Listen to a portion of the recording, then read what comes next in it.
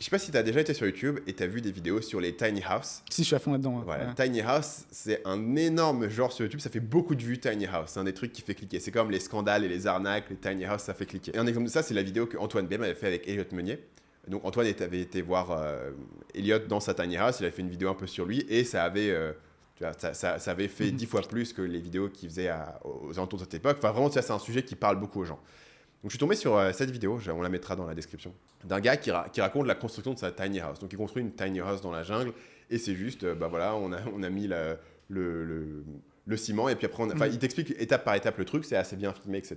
C'est une chaîne qui est totalement inconnue. Le mec, il avait fait 2-3 vidéos random, etc. La vidéo, donc, sur cette chaîne qui est inconnue, fait 2,9 millions de vues. Ça s'appelle Full Build of a Tiny Home Cabin. Donc il n'y a même pas une explication particulière.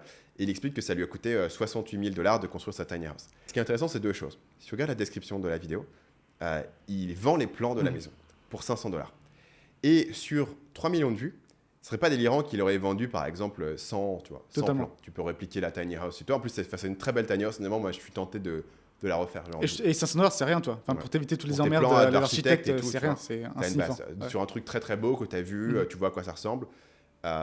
Et c'est malin parce que personne n'aurait pensé à le vendre, mais lui il a pensé à le vendre. Il l'avait là sur son hard drive, hop, tu l'uploades. Et donc tu vois, s'il en a vendu 100, ça fait $50 000. Donc en fait, il a quasiment remboursé sa tiny house juste en vendant les plans. Sans parler évidemment des 3 millions de vues avec l'AdSense. Et sans parler du deuxième aspect de son business model, qui est à mon avis là où il fait le plus d'argent. C'est quoi cette tiny house qu'il a construit et t'a vendu du rêve. Elles sont fully booked. Ouais. Elles sont sur Airbnb pour $250 par nuit et c'est au Costa Rica. Ce qui est abusé, $250 par nuit pour une tiny house qui sont dans la jungle au Costa Rica. Ouais, qui est un peu loin de tout. Pour un truc avec un lit, etc. Mais évidemment, en fait, le truc sur les tiny house sur YouTube, c'est que ça vend du rêve à fond aux gens. Tu as envie de rêver, d'échapper de ta vie. Et en plus, c'est encore cool si c'est construit étape par étape. Encore une fois, tu n'as pas besoin d'un gros taux de conversion sur 3 millions de vues, tu vois. Ouais. En fait, mais après, tu es genre, concrètement, est-ce que tu vas aller construire ta tiny house dans la jungle Tu vois, personne va. Réalistiquement, il y a très peu de gens qui vont le faire. Mais en fait, tu aurais envie d'y aller. Donc en fait, à $250 par nuit, même si le truc est rempli que 50% du temps. Et là, c'est beaucoup plus, tu vois que le truc est totalement booké sur genre 3-4 mois facile. Il ferait $45 000 par an. Même si tu supposes qu'il y a 30% de frais Airbnb, il aurait 46% de rendement sur la construction. J'ai pas compté le terrain parce que j'arrive pas à comprendre combien coûte un terrain. C'est sûr qu'il vaut rien. À mon avis, il vaut pas grand-chose. Non, c'est un terrain dans la jungle au Costa Rica. Bon, avec une belle vue sur l'océan, mais voilà. Donc s'il est sur du 100% de remplissage, il doublerait son investissement. Il ferait 100% de rendement sur ce truc-là, quoi. Et parce qu'en fait, c'est un Airbnb dans un endroit un peu random qui n'a pas coûté extrêmement cher à construire, mais qui a la meilleure pub au monde avec 3 millions de vues sur YouTube, etc. Et il a posté vraiment 2 vidéos sur sa chaîne YouTube, une sur la construction de la maison et une sur combien ça a coûté. Et les deux ont fait beaucoup de vues. Et c'est tout ce qu'il a fait sur sa chaîne, quoi. C'est pas un vlogueur, c'est pas un mec connu, etc. Et je pense qu'il y a vraiment un génie. Les gens rêvent de s'échapper, ils vont jamais le faire. Mais en fait, si tu construisais ça, non pas au Costa Rica, mais même à quelques heures de Paris ou dans d'une grosse ville, dans la forêt au milieu de nulle part, un endroit où les gens vont jamais aller chercher un Airbnb au milieu d'une random forêt. Mais si tu leur as vendu la construction, ils sont investis, ils vont aller envie d'aller passer quelques jours dedans. Tu documentes le process en une vidéo. C'est important de le faire en une vidéo parce que parfois les gens sont tentés de documenter le process étape par étape sur leur chaîne. Mais le truc, c'est que les vidéos, elles sont pas satisfaisantes à regarder. Et ce que les gens veulent, c'est une full vidéo, même si elle dure 30 minutes ou 40 minutes, qui documente étape par étape et de voir le truc se créer devant leurs yeux. Sa vidéo, elle n'est pas incroyable dans le sens où elle n'est pas super bien produite. Tu vois les images assez normales. Il parle au-dessus de façon un peu monotone. Rien de spécial, mais par contre, effectivement, tu vois de A à Z. Et tu as l'impression surtout que toi, tu pourrais le faire aussi. Toi. Ouais. Tu vois, chaque étape, tu dis, chaque étape individuellement te paraît faisable, te paraît réalisable. Quoi. En fait, c'est vraiment le fantasme de voir un truc se construire dans toi. C'est ça l'élément YouTube qui fonctionne bien. Et à mon avis, c'est le genre de vidéos qui peuvent facilement faire des centaines de milliers de vues. J'en ai vu tellement qui ont cartonné. Non, en français, c'est un mec, c'est Marcelium, un truc comme ça, qui a fait ça aussi, qui a construit sa cabane et qui a fait des centaines de milliers de vues sur YouTube France. Quoi. Et après, il l'a mis sur Airbnb. Je sais pas s'il l'a mis sur Airbnb. Parce que souvent, ils le construisent et après, ils habitent dedans. Donc en fait, il faut le mettre sur Airbnb. Donc il y a un ex. Il faut gagner de l'argent. Ça sert à rien pour le plaisir. Il faut monétiser là. Ouais, effectivement. Donc après, je suis tombé sur un gars qui s'appelle Isaac French, qui du coup, il est passé sur MFM récemment, mais il était au départ sur Twitter. Et lui, il l'a fait à Austin en fait, exactement ce modèle.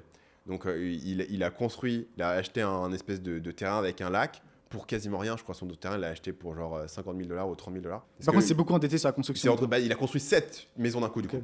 Il a construit 7 cabines autour du lac, donc ça lui coûtait 3 millions. Donc si tu divises, ça fait effectivement un peu moins d'un demi-million par cabine. Bon, après, lui, il le construit pas au Costa Rica, il le construit au Texas, tu vois. Mais il fait ça, et après, du coup, il raconte l'histoire et il le remplit. Et après, il raconte plein d'histoires, en fait, où il crée espèce de lieu d'exception.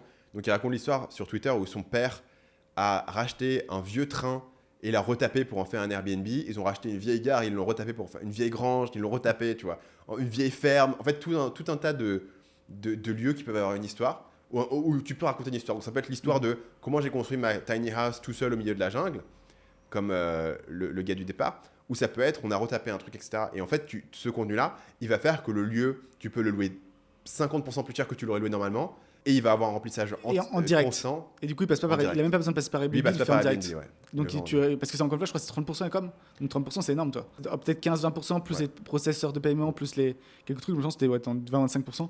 Donc tu peux les faire en direct, c'est quand même pas mal. Et donc là, du coup, à mon avis, c'est des rentabilités sur ton investissement de 50% et tout, parce qu'en fait... Lui, il a été racheté par la private equity, du coup. Ouais, tu as combiné le real estate avec du contenu, en fait. Et là, c'est une combinaison de trucs, parce que la plupart des gens qui font du contenu comme... Ils savent pas ça de leurs mains, toi. Ils savent pas faire, ils comprennent pas. Et moi, je me dis, ça les fait construire chier. la maison... Enfin, tu vois, ça va, je sais même pas par où commencer, tu vois. Tu regardes des vidéos, ça suffit, quoi. Un sac de ciment, tu vois, qui commencer, tu fais quoi voilà. Ça va faire un bon sketch, nous deux, qui allons faire une vidéo. Et la plupart des gens qui savent construire, ils ont pas cette compétence de combiner. Je pense que pour une personne qui combine les deux, il y a une énorme opportunité. Et après, tu fais... pour moi, c'est vraiment le truc Airbnb échappatoire pour les citadins qui veulent un peu rêver, etc. Mais je pense que ça s'applique à plein de trucs. J'avais vu un truc sur le mec qui faisait des épées, tu vois. Et pareil, il montrait comment il faisait son épée. Ouais. Et exactement pareil. C'est après, il vendait son épée à 3 000 €, tu vois. Parce qu'en fait, t'as 500 000 personnes qui ont vu, t'as des personnes qui ont, putain, cette épée-là, je la veux, toi. Et donc, je pense que n'importe quel truc que tu arrives à en faire en physique, si tu arrives à capter cette attention, juste en faisant le truc, littéralement, tu montres comment tu le fais, tu peux ensuite le vendre assez facilement. Ouais. Et surtout sur les trucs où ils retapent des choses. Donc, ils retapent des vieilles épées, ils retapent une vieille machine à coudre, des trucs comme ça cartonne sur YouTube parce que tu as un avant-après. Il y a plein de gens qui retapent des vieilles voitures. Ils achètent une vieille voiture qui était dans une grange depuis 1972. Moto, pareil. Complètement rongée, etc. Ils la retapent entièrement. Et à mon avis, effectivement, tu peux la revendre à 2 fois ce que ça aurait coûté normalement parce que les gens ont buy-in dans l'histoire et c'est cool et ils ont envie de faire partie du truc, quoi.